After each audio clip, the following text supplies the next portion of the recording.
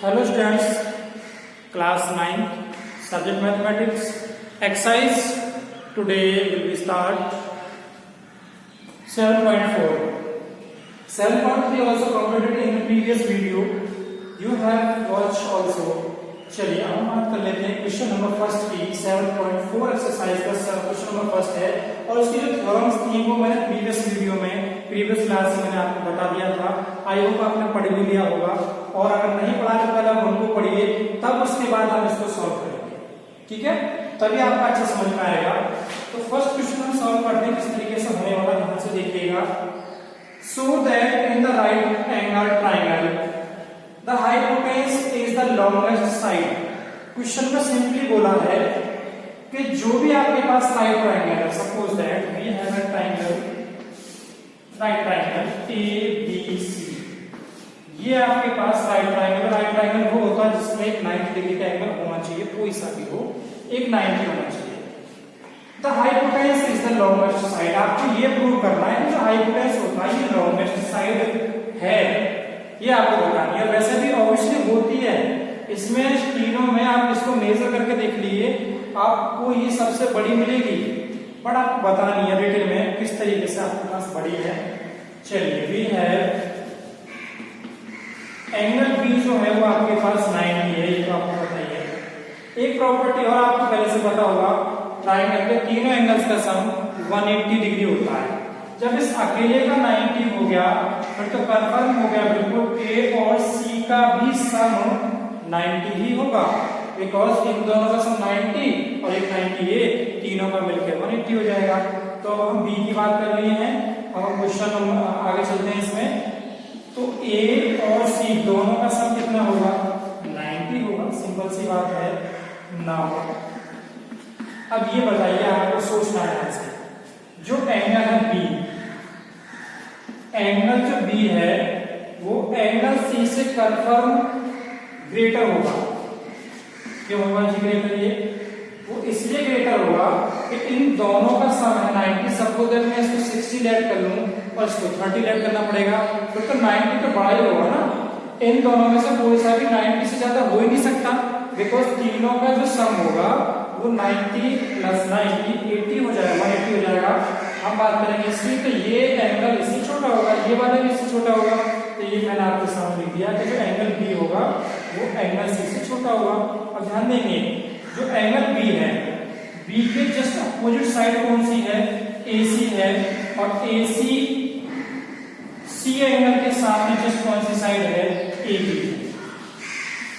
ध्यान दे रहे हैं, थ्योरम के अकॉर्डिंग चल रहा है। मैं बी का मतलब एंगल बी के जस्ट जब एंगल ग्रेटर होता है तो उसकी अपोजिट साइड भी उससे ग्रेटर ही होती है। तो थ्योरम है, बात करेंगे आगे।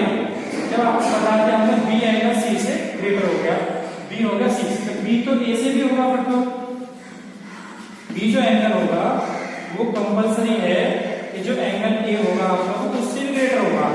बट एंगल बी के सामने वाली कौन सी साइड है? एंगल बी के सामने वाली AC साइड है, और ए के सामने वाली कौन सी साइड है? BC साइड है। इस तरीके से इक्वेशन नंबर सेकंड हो गई।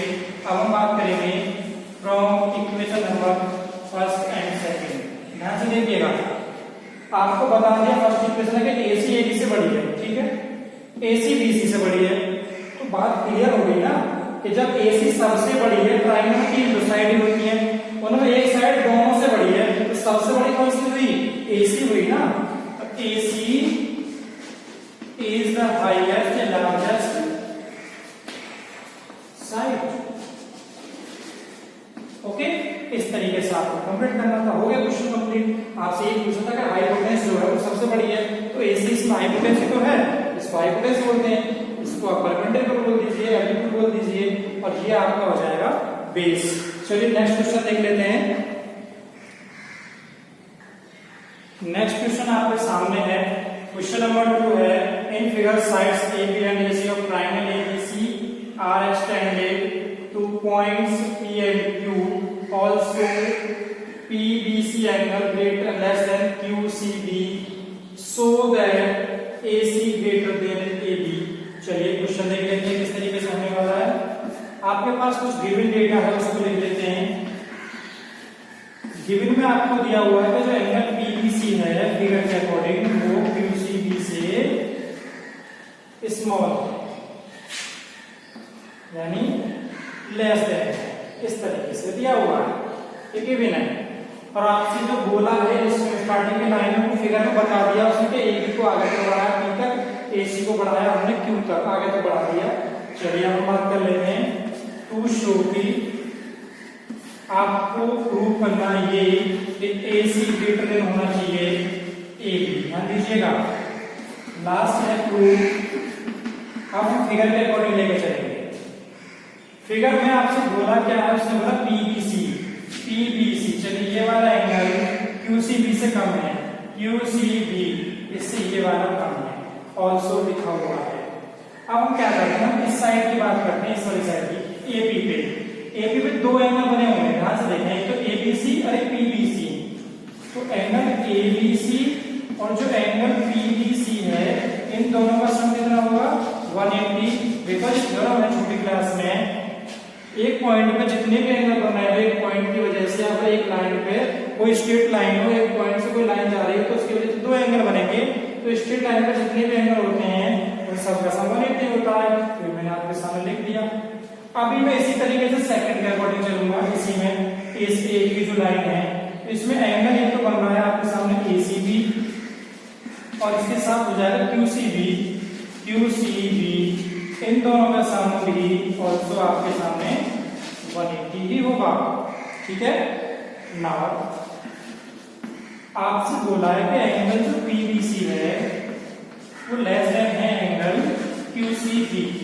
ध्यान देना। अब मेन बात यहाँ पे है पीबीसी की वैल्यू फाइंड करिए आप। यहाँ से पीबीसी की वैल्यू फाइंड करेंगे तो आप इसको ट्रांसफर करेंगे 180 के पास, तो आपके सामने जो वैल्यू आएगी 180 माइनस हो जाएगा एंगल एबीसी और ये साइन आपका सेम रहेगा बीच वाला, ओके। क्यूसीबी की वैल्यू की बात करेंगे यहाँ से, तो ये जाएगा ट्रांसफर होकर के 180 माइनस क्यूसीबी सॉरी एसीबी, ये इस तरीके से। और आपको करना क्या बोलोगे, एसी ग्रेटर देन दिखानी है आपको एबीसी, ओके। अब 180 से 180 कैंसिल बिकॉज इक्वल में है, माइनस से माइनस कैंसिल आउट हो जाएगा, माइनस लगा हुआ है माइनस ये, और इक्वल एंगल भी लगा सकते हैं, माइनस का चाहिए इक्वल एंगल भी है, तो आपके सामने बचेगा minus A B C less than minus A C B. Minus minus cancel कर दीजिए, आपके सामने जो बचा वो एंगल ए बी सी, ध्यान दीजिएगा, less than angle A C B.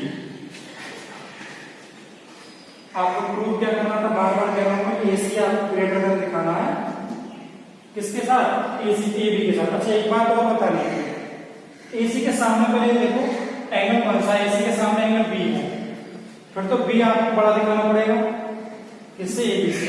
पर यहाँ पे एक बात छोटी सी रह गई है, जब कभी भी माइनस से माइनस कैंसिल आउट कर रहे हो हम, तो ये वाला साइन अपोजिट हो जाता है, यानी उल्टा हो जाता है, बिकॉज माइनस की वजह से होता है।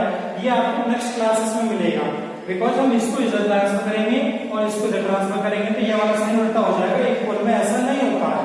तो आपके सामने ये वाला जो साइन है उल्टा हो गया, अपोजिट हो जाएगा। अब एबीसी की वजह से कौन सा साइन बन रही है, एबीसी की वजह से एसी साइन बन गई है, एसी ग्रेटर देन। अब एसीबी की वजह से कौन सी साइन बनी हुई है, एसीबी की वजह से बनी हुई है एबी, और यही आपको प्रूव करना था ईबीसी, ओके। हैंस प्रूव, यही आपको प्रूव करना था, ये प्रॉब्लम है, ओके।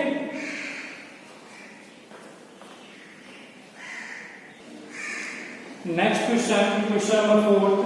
अच्छा इस एक्सरसाइज में आपके सामने मात्र भी क्वेश्चन नंबर 5 तक ही है, बस क्वेश्चन नंबर 4 मैं करा रहा हूँ, बाकी एक्सरसाइज आपकी कंप्लीट हो जाएगी, यानी कि चैप्टर आपका कंप्लीट हो जाएगा।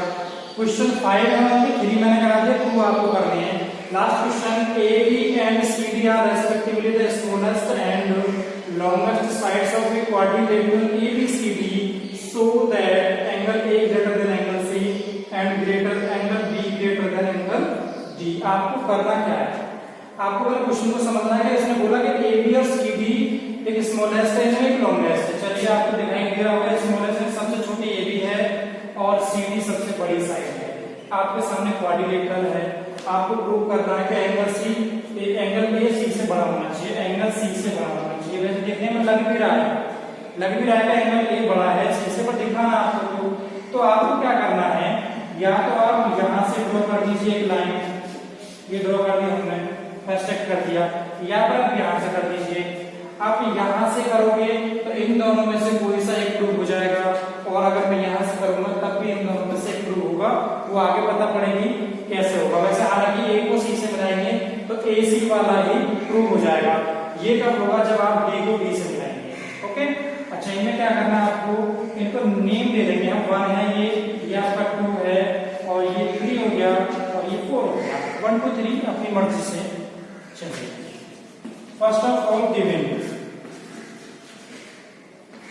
में क्या करना है, गिवन जो आपको है आपके पास है, आपसे बोला है कि जो ए बी है, ए बी इज, ध्यान दीजिए स्मॉलेस्ट यानी सबसे छोटी, और जो सी डी है वो लॉन्गेस्ट यानी सबसे बड़ी। ठीक है, कोई दिक्कत नहीं। टू सो आपको प्रूव करना है जो एंगल ए है वो ग्रेटर देन है एंगल सी से, एंड एंगल जो बी है वो ग्रेटर देन है एंगल डी से। और प्रॉब्लम में हो जाएगा। लास्ट हेडिंग है आपकी प्रूफ। आपको क्या करना है, क्वेश्चन को समझना है, फिगर करो। जब ए बी सबसे छोटी है, एक बात क्लियर है कि ए बी जो है वो बी सी से भी छोटी होगी, फिर तो मैं इस ट्रायंगल की बात कर रहा हूँ, इसकी वजह से ट्रायंगल ये बन गया, एक ट्रायंगल ये बन गया, तो इस ट्रायंगल में बात करूंगा तो ए बी जो होगी वो बी सी से छोटी हो जाएगी। इधर से बात आ रही है कि जो बी सी होगी वो बड़ी होगी ए बी से, कोई दिक्कत नहीं है, ये गिवन मान लीजिए, गिवन है। अच्छा, बी सी जब बड़ी है ए बी से, तो BC के सामने वाला एंगल 2 है, AB के सामने वाला एंगल 4 है, तो B जो है 2 जो एंगल है वो एंगल 4 से बड़ा हो जाएगा। सिंपल सी बात है बाई थ्योरम, जब साइड बड़ी है तो उसके सामने वाला एंगल बड़ा होगा। चलिए अब हम इस ट्रायंगल की बात कर लेते हैं। इसमें जो DC यानी CD ये सबसे बड़ी है, ये सबसे बड़ी है, तो इस ट्रायंगल में ये वाली साइड AD से बड़ी होगी, ऑब्वियसली सबसे बड़ी है ना, तो CD जो होगी वो ग्रेटर देन होगी AD से। तो CD के जस्ट सामने वाला एंगल कौन सा, एंगल 1, और AD के सामने वाला एंगल 3। Equation number 2। अब दोनों को क्या करना है, ऑन एडिंग यानी फर्स्ट एंड सेकंड, आपको इक्वेशन नंबर फर्स्ट और सेकंड को ऐड करना है। किस तरीके से ऐड होगी, ध्यान से देखिएगा।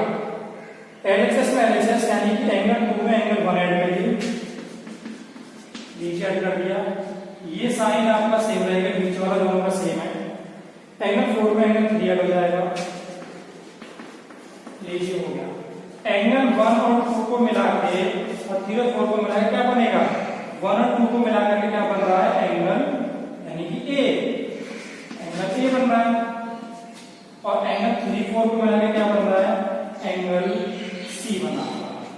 तो हैंस प्रूव हो गया, यानी कि इस तरीके से करना है। बट अभी तो आपको इतना काम और करना था आगे वाला, तो आपको क्या करना है, सिमिलरली लिख के आप इसको लिख सकते हैं same B angle greater than angle D. अगर चाहो तो आप कर सकते हो, बट होगा कैसे कि बी को डी से मिलाना पड़ेगा, और एंगल 1 2 3 4 तब भी ऐसे करना पड़ेगा जैसे मैंने किया है। आपका चैप्टर कंप्लीट हो चुका है और आपको कंप्लीट क्वेश्चन कर लेंगे।